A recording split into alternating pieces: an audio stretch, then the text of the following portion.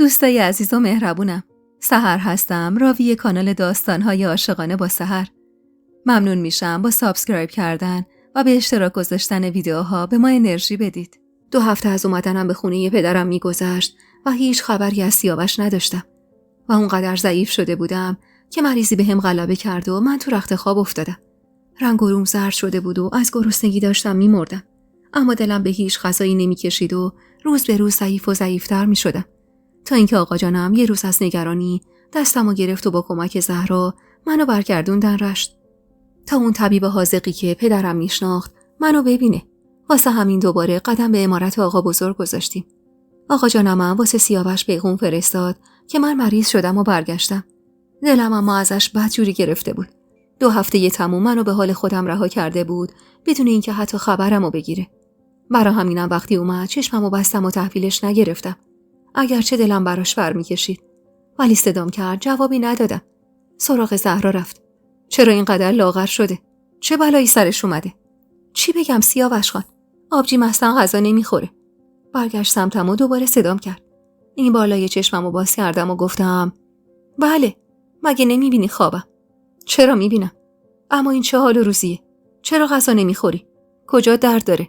پس چرا به من خبر ندادین؟ هیچ جام درد نمیکنه. از غذا بدم میاد. تو هم اگه خیلی دلت واسه من تنگ شده بود و به فکرم بودی، نیاز نبود من واسط پیغام بفرستم. خودت می اومدی دنبالم. همون موقع صدای آقا جانم از بیرون اومد که میگفت زهرا جان دخترم، درو باز کن، طبیب اومدن. سیاوش جلوتر رفت و با طبیب دست داد. طبیب مرد جوونی بود که تا حالا ندیده بودمش. آقا جانم رو به سیاوش گفت 2 هفته است که همین حال و روزشه. هر چیزی هم که زنداییش بلد بود و فکر می‌کردیم براش خوبه بهش دادیم، اما لب به هیچی نمیزنه. دیگه نگران شدم، گفتم بیارمش رشت تا طبیب اسفندیار ببینتش، اما گویا اونم رفته سفر. واسه همین مزاحم ایشون شدم. طبیب چند جور سوال کرد و کمی بررسی کرد و بعد با نگرانی عینکشو از روی چشمش برداشت و گفت فکر میکنم انگل وارد بدنشون شده باشه. سیاوش با نگرانی گفت انگل؟ آخه چطور؟ حالا باید چی کار بکنیم؟ نسخه مینویسم، ببرید ببینید کجا پیدا میشه، براش تهیه کنید. طبیب نسخه رو نوشت و داد دست سیاوش و از خونه رفت. پشت سرش سیاوش و آقا جانم هم با هم رفتن دنبال دارو. فکر می‌کردیم با مصرف دارو حالا بهتر بشه، اما نشد و حال روز من روز به روز بدتر میشد. حسین علی خانم و مونس خانم به نوبت می اومدن خونه آقا جانم و از من مراقبت می‌کردن. مونس خانم انواع غذاهای مقوی رو میپخت و برام می آورد، اما هر چی میپختن و می آوردن نمیتونستم بخورم. احساس می‌کردم مرگ داره کم کم به سراغم میاد. 2 هفته بود جز آب هیچی از گلوم پایین نمیرفت، حتی به زور. سیاوش شب تا صبح کنارم بود و خانواده‌ام شب و روزشون یکی شده بود. دهنم طعم تلخی گرفته بود و احساس می‌کردم روح از تنم داره جدا میشه، تا اینکه درست روز 17 مریضی صبح بوی نیمروی محلی با کره به مشامم خورد. سیاوش رو صدا کردم. دست باچه از خواب پرید. جانم، بوی چی میاد؟ بو. یکم بو کرد و ادامه داد. بوی تخم مرغه. چطور مگه؟ حالت بد شد؟ نه، برعکس، دلم میخواد. ناامیدانه پرسید. واقعا؟ یعنی اگه برم بیارم میخوری؟ آره، برام میاری؟ به روی چشم خانومم، الان میرم میارم. دوید رفت بیرون و هنوز دقایقی طول نکشیده بود که همراه با زهرا با یه ماییتاب پر از نیمرو و نون محلی برگشتن. جون نداشتم از سر جان پاشم. سیاوش کمک کرد بشینم و خودشم رفت پشتم نشست و من بهش تکیه دادم تا بتونم بشینم. نگاهی به ماییتابه کردم و با بغض گفتم چقدر هوس کرده بودم. بخور قربونت برم. بخور نوش جونت. زهرا خانم، لطفاً شما براش لقمه بگیر بهش بده بخوره. آخه خودش جون نداره که بخواد لقمه بگیره. زهرا اولین لقمه رو گذاشت توی دهنم. بعد از روزها گرسنگی و احساس طعم خون توی دهنم، اون نیمرو اولین چیزی بود که راحت از گلوم پایین رفت. چقدر خوشمزه است زهرا. توش چی داره؟ زهرا یهو بغضش ترکید. الهی من فدات بشم. هیچی نداره آبجی. فقط کرست و تخم مرغ. لقمه دوم دهنم نذاشته بودم که آقا جانم سر رسید. در زد و اومد داخل و با دیدنم که در حال خوردن بودم هاج و واج نگام کرد و گفت چی دارم میبینم؟ دخترم داره غذا میخوره؟ سیاوش گفت آره سهراب خان، داره نیمرو میخوره. آقا جان، به آقا سیاوش گفته بود دلش تخم مرغ میخواد. منم سری براش آوردم. آقام با ذوق به حرف اومد. بده بخوره. بذار تو دهنش. بخور نوش جانت بابا. از شادی اشک ریختم و گفتم واقعا داشتم از غذا نخوردن میمردم. زهرا، جان زهرا برای جان تو بمیره آبجی. تو این مدت دق کردیم به خدا. برام چای نبات میاری؟ آره معلومه. اینو گفت و پرید و رفت. سیاوشم گفت سهراب خان بمونید پیشش تا من سری برم آقا جانم و مادرم رو صدا کنم بیان. بشنون خیلی خوشحال میشن. انگار بعد از روزها بی‌حالی و سرگیجه بالاخره حالم برگشته بود سر جاش. با آسودگی خیال دراز کشیدم و بیرون رو نگاه کردم. کمی شکمم هم درد میکرد. اما به حساب این که بعد از مدت‌ها تازه تونسته بودم غذا بخورم گذاشتم.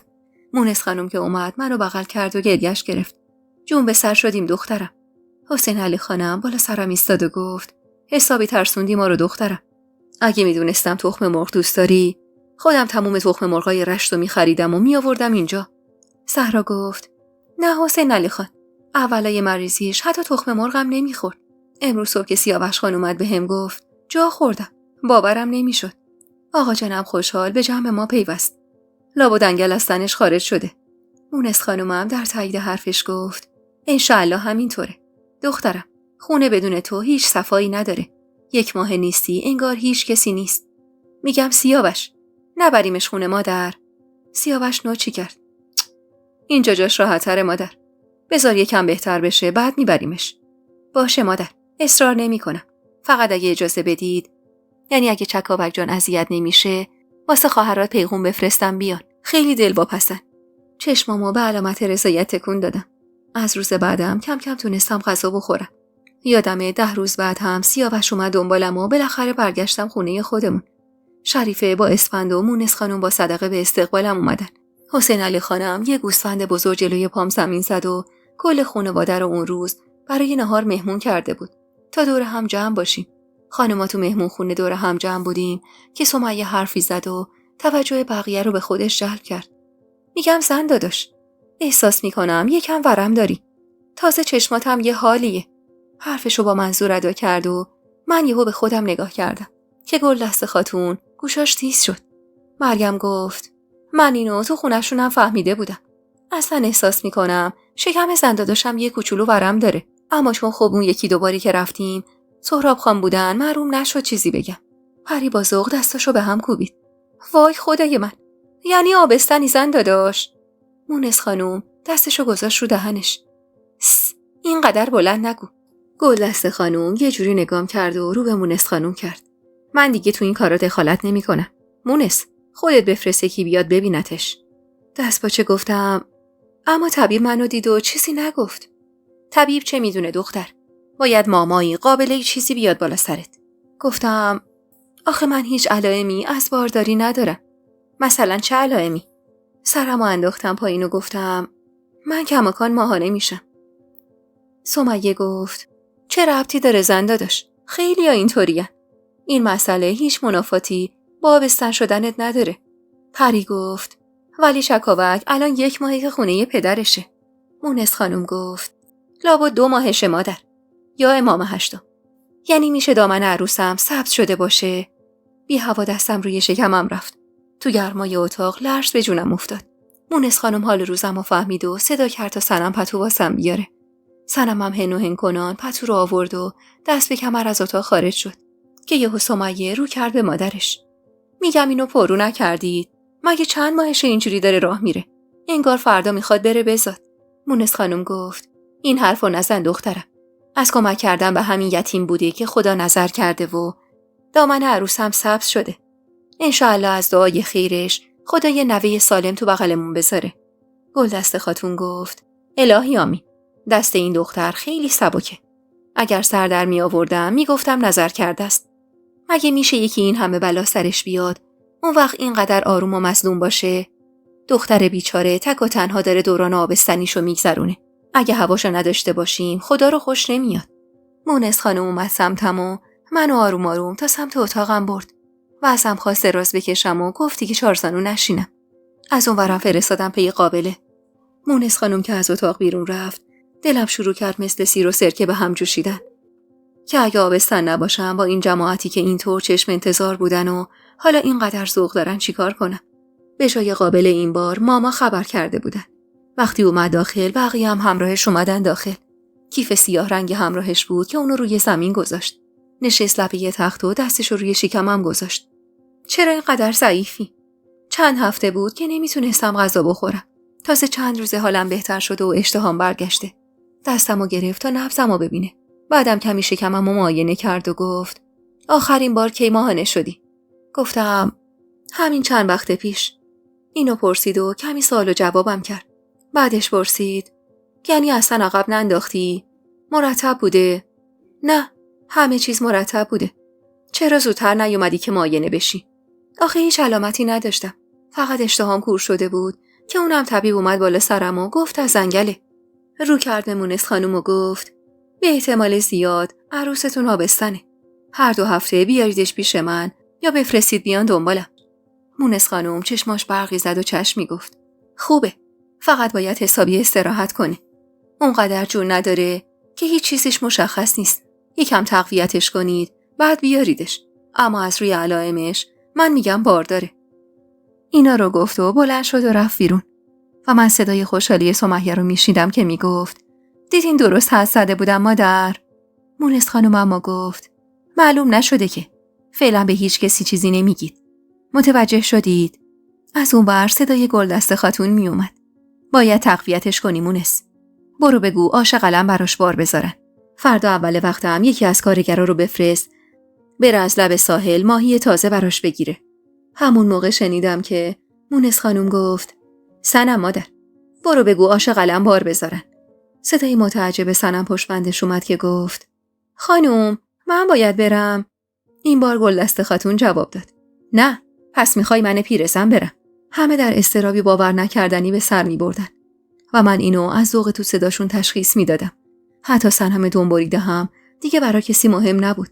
خبر که به مردونه رسید بلوایی به پا شد. سر و صداها رو میشنیدم.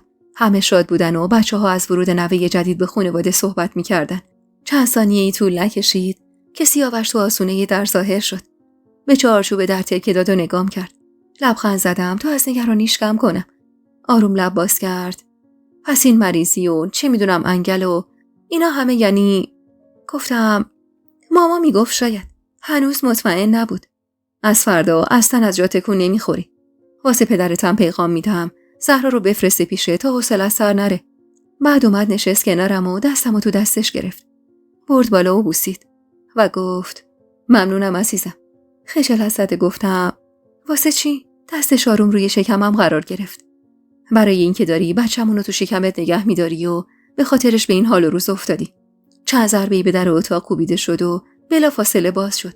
سیاوش از جا پرید و به در سر زد. حسین علی خان با شادی وصف ناپذیری به سمتم قدم برداشت و من آروم از سر جام بلند شدم. مونس خانم که پشت سرش بود گفت بشین دخترم، تکون نخور. حسین علی خان ذوق زده نگام کرد و مونس خانم رو خطاب قرار داد. مونس، این بچه اصلا جون نداره. بگو سریع براش بساط کباب را بندازن. من و گلدست خاتون حواسمون هست آقا. شما نگران نباشید. یعنی چی نگران نباشم؟ اصلا از امشب باید بیان تو اتاق مهمون خونه کنار گوش خودمون بخوابن. اینجا دور از ما هستن. چشمای سیاوش از حدقه بیرون اومد و رفت پیش پدرش. آقا جون، لطفاً خودتون رو کنترل کنید. نیازی نیست. 2 قدم را بیشتر از اتاق ما تا مهمون خونه نیست. فردا هم میسپرم خواهرش بیاد. حسین علی خان زیر چشمی به سیاوش چشخوره‌ای رفت و گفت یعنی مراقبش هستی؟ بله آقا جون، روی چشمام جا داره. مگه میشه مراقبش نباشم؟ خیلی خوب، پس خیالم راحت شد. از اون طرفم گلدست خانوم سپرده بود که سنمو بفرستم بره اتاق کارگرا بخوابه. میگفت خوبیت نداره 2 تا زن آبستن توی خونه رفت و آمد کنن. میگفت اینطوری زایمان یکیشون سخت میشه. خلاصه اینطور بود که سر و صدا و خنده و شادی اهل خونه تا آسمون میرفت و همه تو مهمون خونه دور هم گل میگفتن و گل میشنفتن و حسابی کیف میکردن. سیاوش اما پیشم نشسته بود و داشت برام پرتقال پوست میگرفت. یه قاچ از اونو دهنم گذاشت و گفت یعنی چه شکلی میشه چکاوک؟ نمیدونم. شاید شبیه زهرا یا آقا جانم. واسه چی؟ چون اون موقع که آبستن بودم همشونا رو میدیدم. پرتقالو گذاشت توی بشقاب و به چشمام زل زد. اذیت شدی قربونت برم؟ نه، اما دلم واسط خیلی تنگ شده بود بی معرفت. ببخشید عزیزم. حق داری. اما به خدا درگیر بودم. درگیر چی؟ چیزی هم فهمیدی یا نه؟ یه چیزایی در مورد این دختره فهمیدم. ولی حالا که تو آبستنی دیگه مهم نیست. میخوام تموم وقتمو واسه تو بذارم. هرچی عوض کردی سری به هم بگو تا برات فراهم کنم. خب باشه سیاوش. اما من که همه چیزو از اول به تو میگم. غیر از اینه. سرمو نوازش کرد. نه راست میگی. میگم چه خوب آدم زن داشته باشه ها. سرمو چسبوندم به تخت سینه‌ش و چشمامو با خوشحالی بستم. صبح روز بعد خبر به عمارت آقا بزرگم رسید. آقا و زهرا دمدمای ظهر اومدن پیشم. و آقا جانم قول داد که هر روز صبح زهرا رو بیاره پیشم تا غروب بمونه. روزا پشت هم میرفت و شکم من کم کم بالاتر میومد.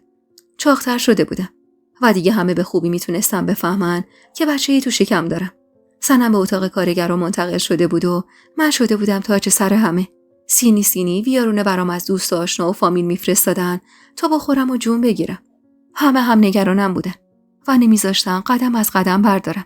حتی گلدست خاتون، سیاوش رو هم که دیگه نگم. عصر زودتر از همیشه از سر کار برمیگشت. به محض این که میرسیدم میومد تو اتاق و میشست و مغز به من میداد و میوه به زور بخوردم میداد.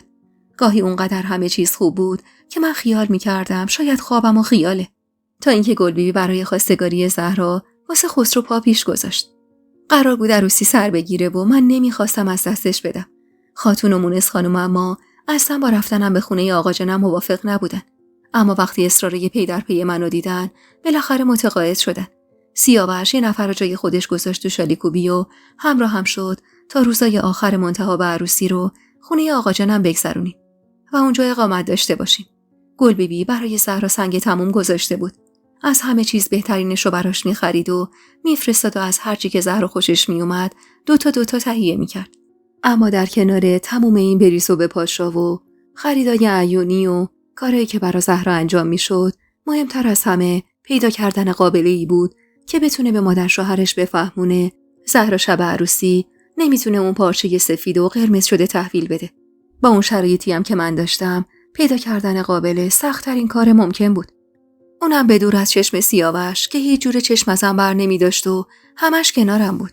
به هر ضرب و زوری بود یه روز رازیش کردم بره شالیکوبی سر بزنه و بهش قول دادم که از کنار زهرا جم نمیخورم تا اینکه رضایت داد و بره. به محض رفتنش بهونه دست و پا کردم و به دور از چشم آقا جانم با زهرا راهی شدم و پیش همون مامایی رفتم که این مدت زیر نظرش بودم. ازش خواهش کردم یه قابله محلی مطمئن بهم معرفی کنه. اونم افسر خانومو معرفی کرد. پرسون خودمونو به افسر خانوم رسوندیم. این که چطور تونستم راضیش کنم و چقدر پول دادم بماند. اما مهم این بود که بالاخره راضی شده بود. ازش خواستم برای فردا بعد از نهار بیاد منزل ما. از اون طرفم مادر شوهر زهرا رو خبر کردم. اما دل تو دلم نبود تا ببینم پایان این ماجرا به کجا ختم میشه. چند ساعتی بعد از نهار سر و کله گلبیبی پیدا شد. برای عصرونه وعده گرفتیم. بعد از کمی احوال پرسی و حرف زدن در مورد مراسم عروسی و حواشی اون، زهرا رو فرستادم بیرون و به قابله گفتم بیا تو. قابله اومد و آروم یه گوشه نشست. گلبیبی خانم، خیلی خوشحالم میبینم سلامتیتون رو به دست آوردین. متشکرم دخترم. من جونم و مدیون تو هم. اختیار دارید. کاری نکردم.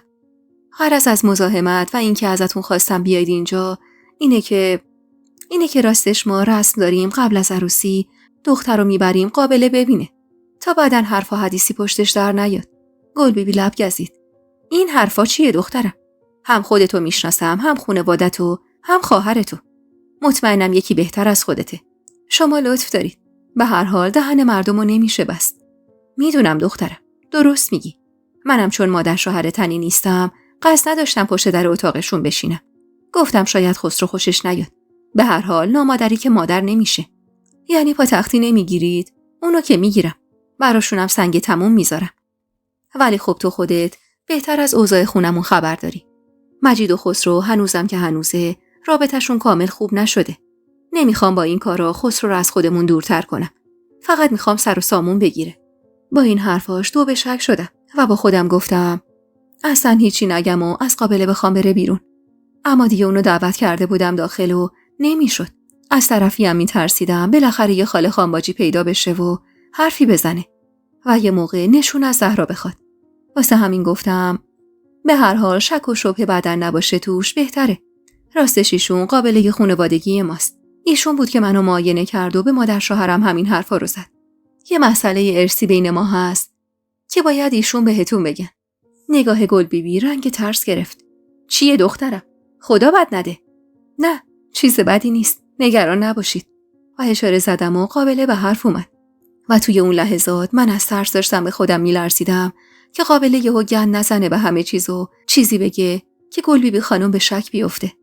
اما انگار کارش رو خوب بلد بود که گفت: خانم جان، انشاءالله عروستون به میمنت و مبارکی پا به خونتون بذاره. با اجازتون من عروستون رو معاینه کردم. خودم هم معاینش کردم. پاک و دست نخورده است. ولی خب ازش هیچ خونی نمیاد. گل بیبی که معلوم بود حسابی متعجب شده تو صندلی جابجا شد. وا، مگه میشه؟ مگه داریم همچین چیزی؟ بله میشه. این مسئله از مادر به ارث میرسه. احتمالاً مادر خدا بیامرزشون اینطور بوده. چکاوک خانم هم همینطور بود. گل بیبی که معلوم بود واسه اولین بار اینطور چیزی میشنوه و هیچ کدوم از حرفای قابله رو باور نکرده گفت: راستش چی بگم؟ نمیدونم خسرو چه نظری ممکنه داشته باشه. دست باچه گفتم: لطفاً به ایشون بگید هر وقت خواستن میتونم با قابله صحبت کنن. باشه دخترم، صحبت میکنم، بهت اطلاع میدم. گل بیبی دیگه نموند و رفت. اما من از عکس العملش کمی دلم شور افتاد. از اون طرفم خودم رو لعنت میفرستادم که چرا الکی ماجرای خودم رو گفتم. اصلا اینطور چیزی رو که من به مونس خانم نگفته بودم. اگه یه وقت میرفت و از خواهرش میپرسید و اون میگفت نه همچین چیزی نبوده، من چه گلی به سرم میریختم. اما کاری بود که شده بود. ولی من حتی فکرش رو هم نمی‌کردم عکس العملش اینجور باشه و اینطور از خونمون بره. انتظار داشتم چند تا قربونت برم بریشم ببنده و بگه عیبی نداره. قابله رو فرستادم و برای بار هزارم لعنت فرستادم به حماقت و سادگی زهرا و ذات کثیف محمود و بازی‌های این امارت مرموز. و تو دلم میگفتم اگه مادرم بالا سرمون بود هیچ کدوم از این اتفاقات شاید برامون نمیافتاد. بعد از رفتن گل بیبی اما ساعتها بدجوری کش می اومدن. چشم من و زهرا اما به در بود تا بلکه خبری ازش بشه. اما نشد. در عوض 3-4 روز بعد خسرو از در خونمون وارد شد. نشست روبروی آقا جانم و گفت: سهراب خان، آیا منو بدون پدر و خانواده‌ام به عنوان داماد قبول دارید؟ از چهره آقا جانم مشخص بود که یکه خورده. چون تا قبل از اون خسرو حمایت کامل سالار خان و گل بیبی رو به همراه داشت. واسه همین پرسید: چطور شده پسرم؟ چرا بدون پدر و خانواده؟ خسرو با شرمندگی سرش رو پایین انداخت. به دلیل یه سری اختلافات جزئی که از خیلی‌ها شما خبر دارید، خانواده‌ام دیگه حاضر نیستن پا پیش بذارن. به اینجا یه حرفش که رسید کمی مکث کرد و همینطور که دستاش مشت میشد گفت: میخواستن عروسی رو به هم بزنن. دستمو به قلبم رسوندم و به خودم نهیب زدم. چی کار کرده بودم؟ عروسی خواهرم رو با ندونم کاری خودم به هم زده بودم. آقا جانم ناراحت تکونی تو جاش خورد و گفت: یعنی چی؟ از حرفا سر نمیارم. واضح‌تر صحبت کن خسرو. یعنی منو بدون خانواده میخواد یا نه؟ میدونی که من جز پدرم هیچ قوم و خویش دیگه‌ای ندارم. حاضرید همینجوری منو به دامادی بپذیرید؟ یه پسر تک و تنها رو. آقا جانم کلافه از سر جاش بلند شد. آخه این که نشد حرف پسرم. من نباید بدونم چی پیش آمد کرده؟ شاید کسی خبرچینی کرده یا باز خانم بزرگ پا وسط گذاشته. خسرو سرش رو انداخت با این: نه سهراب خان، هیچ کدوم از اینا نیست. به من مربوطه و ماجرای خانوادگی ما. اما من خوب میدونستم پشت این ماجراها چیه. آقا جانم کمی سکوت کرد و بعد به زهرا و سینیای خرید عروسی نگاه انداخت و گفت: یعنی این همه برو و بیا و این همه خرید و این همه عزت و احترام همه یهو از بین رفت؟ یعنی واسه عروسیت نمیان؟ فقط پدرم میاد. آقا جانم سکوت کرد. سکوتی طولانی که واسه من سال گذشت. از ترس اینکه آقا جانم قبولش نکنه. اما بالاخره بعد از گذشت زمانی دوباره آقا جانم نشست سر جاش و رو کرد به خسرو: یه بار دیگه بگو شغلت چیه؟ کجا زندگی میکنی؟ عرضم به خدمتتون سهراب خان، همونطور که قبلا عرض شده من یه منزل دارم نزدیک کارخونه یه چای. خودم هم صبح به صبح به عنوان حسابدار کارخونه میرم سر کار و موقع اذان خونه هستم. شاید مثل این امارت نباشه، اما قول میدم زهرا خانومو خوشبخت میکنم. و بدون اینکه به زهرا نگاه کنه همینطور قشنگ و روون حرفاشو بیان میکرد. و من کیف میکردم از این همه مردونگی، از این همه تسلط در بیان کلماتی که اونقدر استوار و محکم بیانشون میکرد که ته دل آدمو یه جورایی قرص میکرد. آقا جانم گفت: یعنی دیگه قرار نیست هیچ جایی تو زندگی داشته باشن؟ فردا روز خون دختر منو تو شیشه بکنن؟ خسرو خان متین و مقعر دستش رو سینش گذاشت و رو با آقا جانم گفت شما قول مردونه منو دارید سهراب خان. تا جون دارم پای خانواده‌ای که تشکیل میدم هستم. آقا جانم به فکر فرو رفت. تردید و از نگاه و حرکاتش میخوندم. اما بعد از مدتی به خودش مسلط شد و گفت پس مبارکه. طبق قرار قبلی میتونی بیای دنبال عروس. با این حرف آقا جانم برق شادی رو تو نگاه خسرو دیدم و شاد و سرحال از خونه بیرون رفت و من نفس آسوده بیرون دادم و خدا رو شکر میکردم که همچین مردی سر راه خواهرم قرار گرفته بود که البته اینو هم یه جورایی مدیون سیاوش بودم. از گلبیبی اما بدجور دلگیر بودم و از خودم پشیمون. زهرا کس کرده توی اتاق یه گوشه تو خودش جمع شده بود. رفتم جلو و دستش رو گرفتم. زهرا، دیدی نزدیک بود همه چیز خراب بشه؟ آره آبجی، دیدی چی کار کردن؟ من فکر کردم اینا تا عمر دارن مدیون تو هن. مگه تو جونش رو نجات نداده بودی؟ گفتم اون که تموم شد و رفت. جبرانش رو هم مجید خان برام کرد. ولی حقیقتاً منم اصلا همچین توقعی ازش نداشتم. گلبیبی رو خیلی عاقل‌تر و مهربون‌تر از این حرفا میدونستم. اما خب چه میشه کرد؟ بالاخره مادر واقعی خسرو نیست و بیشتر از این نمیشد ازش انتظار داشت. فقط خدا کنه به مونس خانم و خاتون نگه که عروستون چنین بود و چنان بود. زهرا با سرانگشت اشکاشو از روی گونه‌هاش پاک کرد. تو که آبستنی الان توپم تکونت نمیده آبجی. من چی کار کنم؟ دستای یخ کرده‌شو تو دستم گرفتم. دختر، این چه حرفیه که میزنی؟ مگه ندیدی خسرو خان چطور پشت در اومد؟ خیر ببینی الهی. به همین خسرو بچسب، زندگی تو بساز که بهتر از این هرگز پیدا نمی‌کنی. با این حرفم لپاش گل انداخت و ناخودآگاه لبخند نشست رو لبش. با ذوق نگاش کردم و گفتم ای بلا گرفته. معلومه دل و دین تو بدجوری بهش باختی. سرش رو انداخت پایین و گفت اینا رو نگو آبجی. خجالت میکشم. اما میگم یعنی چقدر نامردن که گفتن عروسی رو به هم بزنین. اما خسرو خان گفته نه. یعنی اینا به فکر آبروی آقا جان و آقا بزرگ نبودن. این همه برو و بیا و تعیین تاریخ عروسی. خب پاک آبرومون میرفت که. گفتم اینا رو ولش کن زهرا. اما امروزو هیچ وقت یادت نره. فردا روز توی مشکلات حواست باشه پشت کی رو میگیری. پشت مرد تو بگیر که اینطور تو اینجور روزی یکه و تنها اومد جلوی آقا جون سینه سپر کرد و تو رو مجدداً تنهایی ازش خواستگاری کرد. این یعنی اوج مردونگی. یعنی مردی که به راحتی میتونی بهش تکیه کنی. یعنی یه پدر خوب واسه بچه‌هات.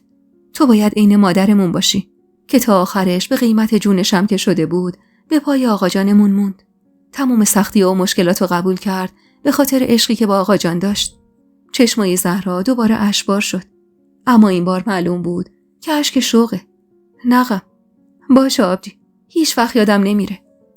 و یادمم نمیره که هم خونای خودمون رسول و طاهره و اون پسر نامردش چه بلایی سر من آوردن. من تا آخر عمرم مدیون خسروام. گفتم باریکلا دختر خوب. اینقدر این پسر عرصه داره، مطمئنم زندگی واسط میسازه. اینا همه انگوش به دهن بمونن. حالا پاشو بریم حمام، به دلاک بگم همون عروسیه حسابی تو رو با سنگ پا و کیسه تر و تمیزت کنه تا یه عروس خوشگل و تر و تمیز بفرستم به هجله این شاخ شمشاد. زهرا رو تنها و غریبونه بردم حمام و همون روز انداییم از روستا رسید و شروع کردیم به جمع کردن جهیزیه. از آقا جانم خواهش کردم جهیزیه زهرا رو به نسبت من بیشتر بده و خورده ریز بیشتری لابلاشون باشه. خودم هم واسه کادوش کنار فرشایی که آقا جانم بهش داده بود یه تخت فرش ابریشم اضافه بهش دادم. میدونستم خونه خسرو خالیه و ممکنه اول زندگی تو مضیقه بیفتن. واسه همینم آقا جانم بیش از اون چه که واسه من کرده بود واسه زهرا تدارک دید. خرید داماد رو هم تمام و کمال انجام دادیم و همراه جهیزیه فرستادیم خونه داماد. آقا بزرگم که رفته بود به روستاشون سری بزنه واسه عروسی دوباره برگشت، اما این بار بدون خانم بزرگ و بچه‌هاش. و اینطور شد که توی مراسم خیلی خوب و درخور در شأن نوه باقرخان اما با تعداد مهمونای کمتر زهرا رو راهی خونه بخت کردیم. شب که حیاط خلوت شد هممون دور هم نشستیم و شروع کردیم به حرف زدن و غیبت کردن و تا خود صبح گل گفتیم و گل شنفتیم و من اونقدر اون شب خندیدم که میترسیدم کار دست خودم بدم و بلایی سر بچم بیاد. از روز بعد همه چیز به روال خودش برگشت. من به خونم برگشتم و به جز موارد ضروری اجازه خروج از تخت نداشتم. اما از وقتی برگشته بودم متوجه شدم صنم دور و برم زیاد میپلکه.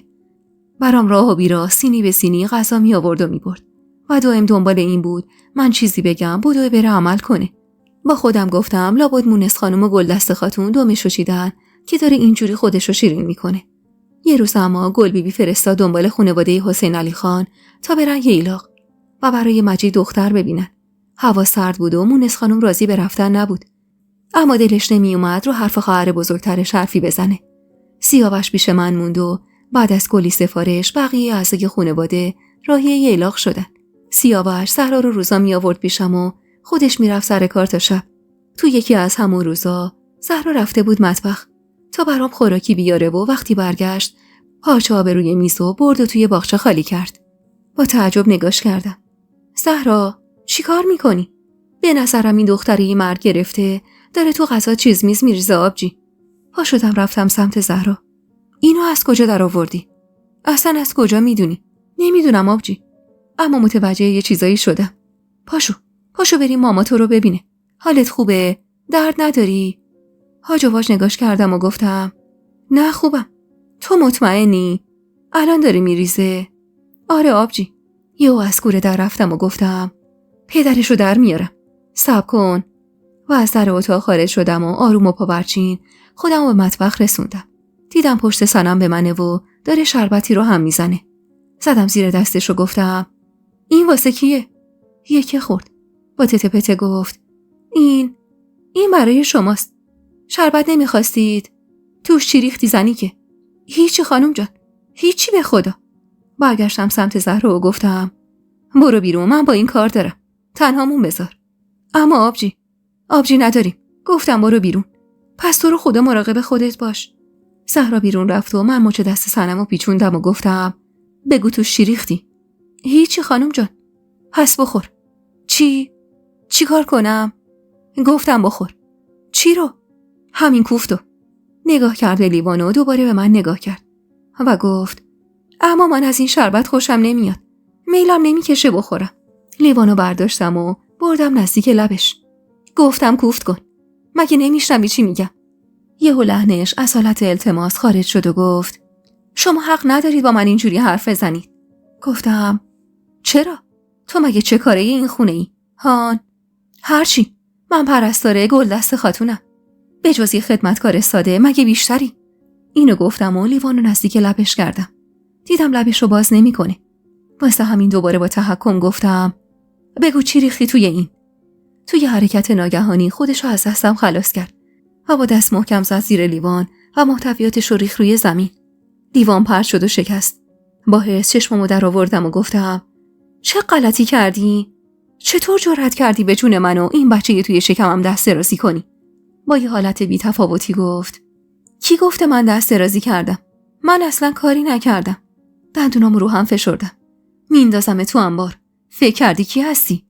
دستی به شکمش کشید و گفت اینقدر به من توهین نکنید خانم. رفتم تو سینش. نه، میخوام بدونم توی عوضی چطور جرأت میکنی از این غلطو بکنی؟ کی بهت رو میده؟ کی پشتته که اینقدر شیر شدی واسه من؟ اینو که گفتم یهو به لکنت افتاد. هیچ کس خانم. چک اولو خوابوندم زیر گوشش. اشک از چشماش را افتاد. واسه چی زدی؟ واسه اینکه پررو و وقیحی. اینقدر بهت رو دادن داری سوارمون میشی. چونشو توی دستم گرفتم و دستشو با ترس دور شکمش شائل کرد. تو رو خدا به بچم کار نداشته باش. این بچه همه چیز منه. هلش دادم و عقب رفت و روی باسن نشست. عصبانی شد و داد کشید. چی کار میکنی زنی که یه دیوونه؟ گفتم چی زر زدی؟ فکر کردی کی هستی که منو هل بدی؟ بچم بیفته به گلدست خاتون میگم. گفتم غلط میکنی که بگی. انگار دیوونه شده باشه گفت برو عقب میخوام برم بیرون. و اومد تنه محکمی به هم زد و رد شد که بره. که زدم گیسه پرپشتشو از پشت سر کشیدم. واسه چی شوهرت مرد این گیسه تو نبریدی؟ مگه رسم نیست؟ اصلا واسه کی داری دلبری میکنی با این 4 تارمون؟ برگشت تو صورتم. به تو ربطی نداره. من به تو جواب پس نمیدم خانم. زیر لب گفتم عوضی و اومدم موهاشو بکشم که هلم داد عقب و خوردم به میز وسط آشپزخونه. انگشت اشاره‌شو به حالت تهدید بالا برد. خسته شدم از ناز و ادا و اشتباهات. 3 ماه روی تخت خوابیدی و ارد میدی. نذار زبونم باز بشه. فکر کردی من تو این خونه کم از تو دارم؟ با تعجب نگاش کردم و گفتم چی کم داری؟ اصلا تو کی هستی؟ چشم ابرویی اومد. به وقتش میفهمی. اون وقت پدر خودتو این طوله تو شکمتو در میارم قربتی. هر کاری میکنم باز پروپای من میپیچی. دیگه نمیخوام دور و بر خودم ببینمت. اینا رو گفت و در مطبخو باز کرد و به زهرایی که پشت در ایستاده بود تنه زد و رفت. دیگه معطل نکردم و بالا پوشیدم و رفتم به سمت شالیکوبی. هرچی هم زهرا خواست جلومو بگیره نتونست. یعنی کوتاه نیومدم. سیاوش که داشت با یکی از کارگراش در شالیکوبی صحبت میکرد تا منو دید با عجله خودشو رسون بهم. چی شده عزیزم؟ حالت بده؟ اینجا چی کار میکنی؟ در حالی که تمام بدنم میلرزید گفتم نه، حالم بد نیست. این دختر سنم امروز داشت منو میکشت. زهرا دوید جلو و کل ماجرا رو واسه سیاوش تعریف کرد. سیاوش حال و روزمو که دید من و زهرا رو رسون منزل آقا جانم و خودش برگشت خونه. نیمه های شب دیدم خسته و کوفته اومد دنبالم. آقا جانم خوابش برده بود و زهرا رفته بود خونش. درو براش باز کردم و وارد اتاق شد. حالشو که دیدم گفتم چی شد عزیزم؟ چرا اینقدر پریشون و خسته ای؟ هیچی. وسایلتو جمع کن برگردیم خونه. سنم چی شد؟ فرستادمش بره. کجا؟ پیش مادر شوهرش. یه جا فرستادمش شکاوک. ول کن دیگه. پاشو بریم خونه. چشم. الان آماده میشم. از فردا شریف مراقب غذاهاته. چیزی هم پیدا کردی؟ سمی، دارویی، چیزی؟ نه، هیچی نبود تو اون خراب شده. حتما تو آمدم پی تو رفته و نابودشون کرده. نگران به صورتم چشم دوخت. چکاوک، حالت خوبه؟ آره عزیزم. چطور؟ یه عروسک پارچه‌ای پاره پاره از جیب شیرون آورد و گفت این زیر بالشت بود. وقتی من نیستم کسی اذیتت میکنه؟ عصبانی میشی؟ عروسک و انگاری واسه اولین بار بود میدیدم. نگاش کردم و گفتم این زیر بالش من بود. آره عزیزم. اما من تا الان این عروسک رو جایی ندیدم. ولی چند نفر گفتن تو رو دیدن که با این عروسک تو خونه راه میرفتی. یه دفعه جوش آوردم. الکی میگن. اصلا برو از زهرا بپرس. پرسیدم قربونت برم. اونم میگه امروز این عروسک دستت بوده. چکاوک، این بچه‌مونه؟ هان، بچه‌مون. گنگ به عروسک و سیاوش نگاه کردم و گفتم زهرا هم همینو گفت. آره، زهرا هم میگه یه سوزن دستت بوده، داشتی عروسکو پاره پاره میکردی. کلافه چنگی به موهام زدم و رفتم نشستم روی تخت. اون دختره چیز خورم کرده سیاوش. به خدا اصلا یادم نمیاد. اون صنم بی وجود یه چیزی داده مشاعرم عیب کنه. خیلی خوب. حالا پاشو بریم خونه، خودم مراقبتم. بالا پوشم و پوشیدم و دستم و گرفت و دوتایی برگشتیم خونه. در حالی که صنم نبود و خونه حسابی سوت و کور بود. صنم دیگه بر نمیگرده سیاوش. نه، بیا بریم بخوابیم. محکم بغلم کرد و سرمو بوسید و گفت کاش یونس بود. دلت واسه داداشت تنگ شده؟ آره، تنگ شده. اما اگه بود شالیکوبی رو به اون میسپردم و خودم 20 شاری پیشت میموندم تا بچه‌مون به دنیا بیاد. سرم درد میکرد و تمام جونم خسته بود. آروم بغلش گرفتم و سرمو به سینه‌اش چسبوندم و دوتایی به خواب خوشی رفتیم. روز بعد سیاوش تا ظهر کنارم بود و بعد که زهرا اومد رفت. تو تختم داشتم استراحت میکردم که دیدم زهرا داره جیغ میکشه. دور و برمو نگاه کردم، هیچی ندیدم. به پایین تخت که نگاه کردم زیر دستم دیدم موهاش تو دستمه. یهو ولش کردم. با وحشت گفتم زهرا، اینجا چی کار میکنی؟ به گریه افتاد. دستمو گرفت و ماچ کرد. آبجی، قربونت برم. چت شده؟ و همینطور اسممو صدا میکرد و زار زار گریه میکرد. ولی من اصلا چیزی یادم نبود. ازش پرسیدم زهرا، من چی کار کردم؟ عروسکو بالا آورد و گفت اینو میخواستی. دیدی بهت ندادم، موهامو کشیدی. اما من چیزی یادم نیست زهرا. زهرا با همون چشم اشکی بلند شد رفت سمت در. همینجا با شابجی برمیگردم. شریفه رو آورد تو اتاق کنارم بشینه و خودش رفت دنبال آقا جانم. وقتی برگشت تنها نبود. سیاوش و آقا جانم هم اومده بودن. آقا اومد لبه یه تخت نشست. چکاوک، بابا جان، مریض شدی؟ نمیدونم آقا جان، یادم نمیاد. سیاوش نزدیک شد بهمون. چیزی نیست سهراب خان. الان میرم طبیب میارم بالا سرش. نگرانی اما از نگاه تک تکشون مشخص بود. اما آقا جانم یه جور خاص‌تری نگاه میکرد. یهو چیزی به ذهنم رسید و 4 ستون بدنم لرزید و بی هوا به حرف اومدم. آقا جان، من مریضی شما رو دارم میگیرم. مگه نه؟ با این حرفم علانا یکه خورد. کی این حرفو بهت زده؟ یادم نمیاد. ولی بقیه میگن یه کارایی میکنم. خوب میشی آقا جان. الان طبیب تو رو ببینه بهتر میشی. خودم متوجه حالم بودم. احساس میکردم یه جوری هستم. اما نمیدونستم چه جوری. مدت‌ها بود که خوابم مثل یه دیوار سفید شده بود. بدون اینکه هیچ چیزی ازش یادم بیاد. و وقتی تمام علائمم رو به طبیب گفتم، به سیاوش نگاه کرد و گفت: چند ماه بار داره؟ گفتم 4 یا 5. سیاوش خان، لطفاً بیایید بیرون، باهاتون صحبتی دارم. اصلا توان این که بگم جلوی خودم صحبت کنن و نداشتم. فقط به دیوار روبرو خیره شدم و زهرایی که آروم آروم کنارم نشسته بود و اشک میریخت. زهرا، یعنی این صنم چی داده به من بخورم؟ بهش فکر نکن آبجی. الان طبیب دارو میده، خوب میشی. از صدای کوبیده شدن در عمارت متوجه شدم طبیب خارج شده. اما خبری از سیاوش آقا جانم نبود و دیگه به اتاق نیومدن. زهرا رو فرستادم بره پیشون. اما وقتی اونم داخل نیومد، خودم پا شدم برم پیششون. اما تا در رو باز کردم، هر سه با نگاه نگرانشون پشت در ایستاده بودن و یهو برگشتن سمتم. نگاهی به سر و وضع خودم کردم، دیدم از دستم داره همینجوری خون میچکه. زهرا 2 دستی تو صورتش کوبید. خدا مرگم بده آبجی. چی کار کردی با دستت؟ آقا جانم اومد و سوزن و از سوی اون یکی دستم گرفت. سیاوش سریع اومد داخل و زهرا دوید برام پارچه تمیز آورد. و سیاوش آروم دستمو بست و گفت: دردت میکنه عزیزم؟ نگاه کردم و گفتم: نه، درد ندارم. زهرا پریشون تر از قبل نگام کرد. چرا اینجوری شدی آبجی؟ آقا جانم هم گفت: من باید برم جایی. اینو گفت و با عجله از اتاق خارج شد. لحظاتی بعد سیاوش زهرا رو هم فرستاد بره و خودش آروم کنارم نشست. دردت بجونم. دکتر میگه ممکنه به خاطر آبستن بودنت اینجوری شده باشی. لحنش مثل همیشه مهربون بود، اما اونقدر پر از ترحم بود که به شک افتادم. خب یعنی چی سیاوش؟ چی کار داری یعنی چی؟ تو رو خدا به هم بگو. نگاهش رو به پنجره رو به باغ و گفت: میگه اسمش جنون بارداریه. جنون؟ چی میگی سیاوش؟ صنم چیز خورم کرده. اصلا مگه چیزی به نام جنون بارداری داریم؟ داریم جونم، داریم. اما اینم بدون، من تموم خونه رو گشتم، کل مطبخ رو گشتم، همه وسایلش رو زیر و رو کردم، اما هیچی پیدا نکردم. زهرا هم میگفت مطمئن نبوده که صنم چیزی ریخته باشه. اون میخواد بچه‌مونو بکشه، میخواد کاری کنه بچه‌م بیفته سیاوش.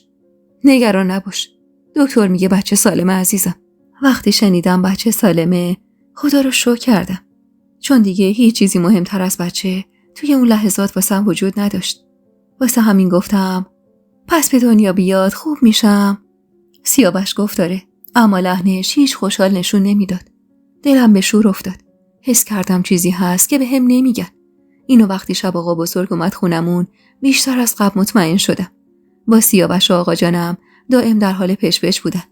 میشنیدم اما نمیتونستم خوب تشخیص بدم چی میگن. با تکونای شریفه سرمو چرخوندم و دیدم ناخنمو کردم توی مچ دستش. گریه میکرد و منو تکون میداد. خانم جان، به خدا من خبر ندارم. با تعجب نگاش کردم. از چی؟ از اینکه طبیعی به آقا چی گفته؟ مگه من از سوالی پرسیدم؟ بله. گفتی طبیب چی گفت؟ گفتم نمیدونم، عصبانی شدید و دستمو اینطور گرفتید. 2 دستمو عصبانی روی سرم گذاشتم و رفتم توی اتاقم. در و پشت سرم بستم و نشستم همونجا. داشتم رسما دیوونه می شدم. درسته این آقا جانم، ولی عمو عیسی و افسانه که زندانن. خانم بزرگم که مدت هاست ندیدم. صنمم که از این چیزا خبر نداشت. نکنه واقعا جنون تو خانواده ما ارثی بوده و هیچ دخلی به افسانه و عمو عیسی نداشته. هی فکر کردم و هی خیال کردم.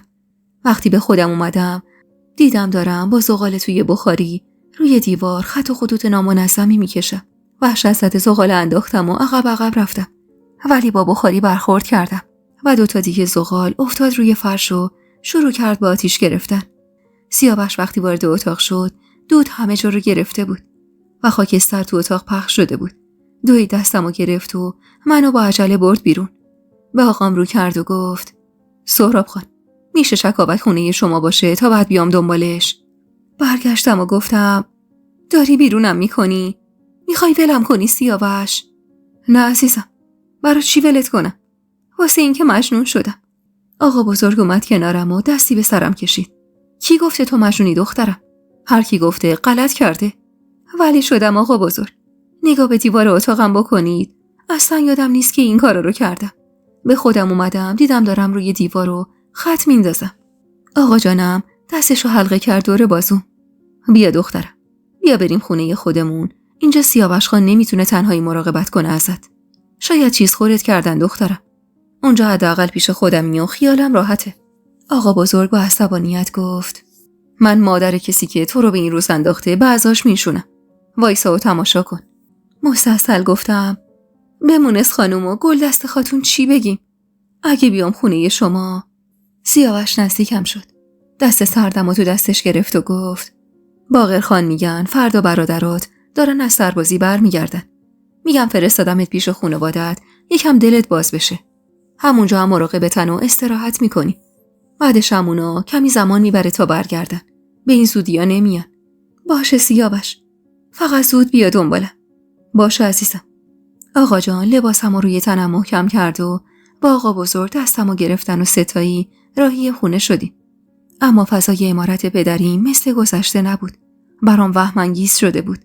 دیوارا بلندتر شده بودن و عکس‌ها و تابلوهای روی دیوار انگار تیره و تار بودن. چشممو تنگ می‌کردم تا بهتر ببینم، اما هیچ چیزی واضح نبود. آقا جان نشست کنار تختم و دستمو توی دستش گرفت. میدونم چقدر سختته، ولی اون داروها که از تنت بیرون بره کم کم حالت سر جاش میاد. روزای سختی رو داری میگذرونی دخترم. کاش میتونستم من جای تو باشم و تو در آرامش باشی دخترم. سرم سنگین بود و رو کردم با آقا جانم. آقا جان، شما حس نمی کنی خونه تاریک شده؟ قبلا که اینطور نبود. دستشو با درموندگی روی پیشونیش گذاشت و کمی طول کشید تا به خودش مسلط بشه. خوب میشی بابا جان، خوب میشی. سردار و منوچهر واقعا دارن میان. آره دخترم، سربازیشون بالاخره تموم شده. خب میخوام بیان اینجا چیکار کنن؟ سیاوش میخواد براتشون شالی کوبی همونجا دستشونو بند کنه که زیر نظر خودش باشن. گفتم یه وقت یاغیگری در نیارن جلوی خانواده حسین علی خان آبرومونو ببرن. نه دخترم، وقتی اون طرف خبری نیست و دیگه پیش خانم بزرگ جایی ندارن مجبورن اینجا به حرف من گوش بدن تا بتونن ساکن این عمارت بشن. سری تکون دادم و آروم چشمامو روی هم گذاشتم. از روز بعد دنیای من تیره و تار شده بود. چیز زیادی یادم نمیموند و جز دارویی که آقا جانم می آورد بخورم غذای دیگه‌ای از گلوم پایین نمیرفت. هر روز اما سیاوش می اومد پیشم و با کمک زهرا چند لقمه غذا تو گلوم میذاشتن. خوابم روز به روز نامفهوم‌تر و زندگی برام تاریک‌تر میشد. عرصه بد جوری بهم تنگ اومده بود. کلافه بودم و این کلافگی داشت دیگه منو از پا در می آورد. 15 روز تمام از اومدنم به عمارت آقا جانم میگذشت که به خونریزی افتادم. ترسیده از سر جان بلند شدم و اومدم برم بیرون به یه نفر خبر بدم که یهو سرم گیج رفت و محکم از پله ها افتادم پایین. آخرین تصویری که یادمه صدای وحشت زده آقا جانم بود که معلوم بود داره به هم نزدیک میشه. اما بعدش بیهوش شدم و دیگه چیزی نفهمیدم. وقتی هم چشمامو باز کردم همه دورم بودن. مونس خانم، گلدست خاتون، زهرا، خواهر شوهرام، خلاصه همه بودن. اما یهو حس کردم اتاق دیگه تاریک نیست.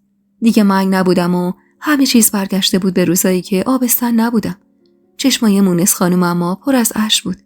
به شکمم دست زدم که برم داشت و نفسی از سر آسودگی بیرون دادم. فکر کنم خوابم برده بود. آخه داشتم تو خواب میدیدم افتادم و بچم از بین رفته. خدا رو شکر که سر جاشه. سمیه با این حرفم زد زیر گریه و از اتاق دوید رفت بیرون. به زهرا نگاه کردم و ناامید گفتم واسه بچم که اتفاقی نیفتاده آبجی. هان. مونس خانم با دستمال توی دستش اشکاشو پاک کرد و گفت عیب نداره مادر جان. چی عیب نداره؟ گلدست خاتون که عجیب و غریب مهربون شده بود نگام کرد. خیلی از زنها بچه اولشون میمیره یا مرده به دنیا میاد. نمونش خود من. حسین علی بچه سومم بود. در کمال بهت و ناباوری دستمو دوباره روی شکمم گذاشتم و گفتم یعنی بچم این تو نیست؟ بچم مرد؟ همون لحظه سیاوش در اتاقو باز کرد و با اومدنش بقیه یکی یکی رفتم بیرون. سیاوش، بچه مرد. من نتونستم نگهش دارم. حالت چطور خانومم؟ جواب منو بده. بچم چی شد؟ چشماش غمگین اما آروم بود. دستمو نوازش کرد و گفت دیگه اون حالت بهت دست نمیده. با ماش به سینش کوبیدم. میگم بگو بچه چی شده؟ چی کار به حال و روز من داری؟ واسه اولین بار تو زندگیمون در حالی که سعی میکرد آروم باشه صداشو کمی بالاتر برد و بازومو گرفت و با اون چشمای مهربونش به چشمام زل زد. میگم بچه مهم نیست. این تویی که مهمی. من و بچه و این زندگی فدای یه تار موت. چرا مهم نیست سیاوش؟ برای تو مهم نبود یا چون من ارزشو نداشتم که نگهش دارم اینطوری میگی که حالم بد نشه؟ طبیب گفت بچه باید از بین بره تا خوب بشی. حالا به هم بگو خوب شدی یا نه؟ ناباورانه نگاش کردم. باورم نمیشد چی ازش شنیدم. کمی خودمو عقب کشیدم و گفتم بچه‌مو شما کشتید؟ مجبور بودیم. میفهمی؟ اگه این کارو نمی کردیم برای بدتری سرت می اومد. اینو بفهم چکاوک. تو نباشی میخوام دنیا نباشه. این حرفشو با بغض زد. بغضی که معلوم بود دیگه نتونسته کنترلش کنه. گفتم آخه برای چی؟ واسه این که اون بچه شده بود خوره جون تو. داشت تو رو مجنون میکرد. نگاه به دستای قشنگت بنداز. بیا پوست لب تو آینه ببین. همشو کندی. و دستم آورد بالا و تازه همه چیز دستگیرم شد. بالاتر از ساعد دستم پر از خط و خطوط بود. کی این همه خط کشیده روی من؟ خودت کردی چکاوک. به خدا طبیب میگفت اگه بذاریم بچه تا ماه 9 بمونه تو از بین میری. زنده نمیمونی. دستامو گذاشتم روی 2 گوشم و گفتم همش تقصیر اونه. اون دختر سنم. خدا ازش نگذره. ببین چه بلایی سرمون آورد. نیست جونم. نیست. اون چی کار میتونست بکنه؟ مگه اصلا کیه که به همچین کار ترسناکی دست بزنه؟ مگه چه کینه‌ای از تو داره؟ اون نهایتاً از دستش ور بیاد یه زعفرون بریزه تو چاییت. بیشتر از این کار اون نیست. ولی من الان خوبم. خب همین نشون میده که اون بچه داشت دیوونت میکرد. انگار اتاقم روشن‌تر شده. میبینی عزیزم؟ بغض کردم و گفتم ولی بچم بود. چی کارش کردین؟ چرا کشتینش؟ نمیشد چکاوک جان. به خدا یه احد و واحد نمیشد. خدا شاهده من حالم از تو بدتره. نمیدونی چه امیدی تو زندگیم اومده بود. اما هیچ چیزی ارزششو نداره که بخواد خم به ابروی تو بیاد. چه رسد به این حال و روز بیفتی؟ گفتم میدونم. برق و امیدو تو چشمات میخوندم. اومد نزدیکتر و دستشو دورم حلقه کرد. چکاوک جان، به خانواده‌ام راجع به مریضیت هیچی نگفتم. تو هم چیزی نگو. پس این همه خط و خطوطو چطور توضیح دادی؟ خط و خطوطو ندیدن. مگه نمیبینی؟ لباس آستین بلند تنت کردی. اگرم دیدن میگم نبودم حادثه‌ای برات پیش اومده. اما من خجالت میکشم. نکنه ببینن و فکر کنم به خاطر آقا جانمه. اولا که نمیفهمن. اگرم بفهمن اصلا مهم نیست. تو فقط خوب شو. من دست تو میگیرم میبرمت یه جای دور. سیاوش وقتی این حرفا رو میزد چشماش پر از اشک شده بود. منم به بیرون چشم دوختم و چشمام پر از اشک شد. بچه‌ای که براش هزاران امید و آرزو داشتیم یهو از بین رفته بود. دراز شدم و پتو رو سر خودم کشیدم و ریز ریز اشک ریختم. خانواده‌ام لحظه تنهام نذاشتن. اگرچه همه خموده و ناراحت بودن، اما به جز گلدست خاتون بقیه‌شون به نوبت پرستاریمو می‌کردن. عین یه زن که تازه زایمان کرده برام خوراکی مقوی می‌آوردن و کمکم می‌کردن زود سر پا بشم. از همه بیشتر اما آقا جانم ناراحت بود. شب و روز توی حیاط قدم می‌زد و فقط فکر می‌کرد بدون هیچ حرفی. بعد از 40 روز مونس خانم و دختراش و زهرا منو بردن حموم عمومی و بعد از انجام اعمال مخصوص 40 به خونه برگشتم تا وسایلمو جمع کنم و برگردم خونه خودم. اما وقتی برگشتم از سالن مهمونخونه صدای آشنایی شنیدم.